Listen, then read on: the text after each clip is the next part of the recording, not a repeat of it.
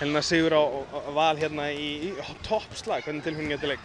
Bara mjög góð sko, þegar þú spilar svona vel og allir eru einhvern veginn með, þá bara líður manni mjög vel. 92 stig, það er svona frekar mikið, sérstaklega þessari deild, það lítur að vera stærsti jákvæði punkturinn í dag.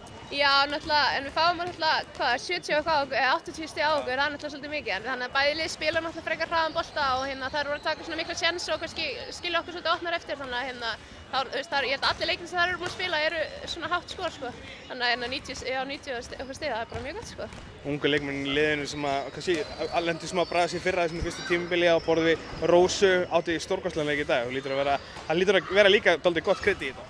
Já, bara, ég meina Dýrfinna, Þóra og Rósa voru allar frábærar í dag og Sherís líka, þannig að þær fengu náttúrulega fullt af reynslu þarna í fyrra og svo spilaði núna í kringum mig og Sirrý, þá bara er að standa sig þvílíkt vel og vonandi bara halda því áfram.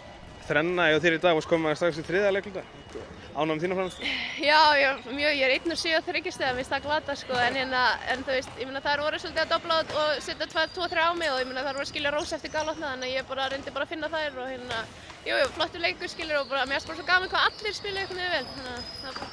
4 sigurleikir í röð, hversu langt getið þið tekið þetta sjálfsagt með ykkur? Sko við náttúrulega bara erum svona lið sem getur verið frábærar og getur líka verið drullulélegar ef við erum ekki mættar, þannig að við bara höldum áfram og ég meina við erum búin að tala með mikið inni og hún er flottar í kvöld og við erum bara að halda áfram.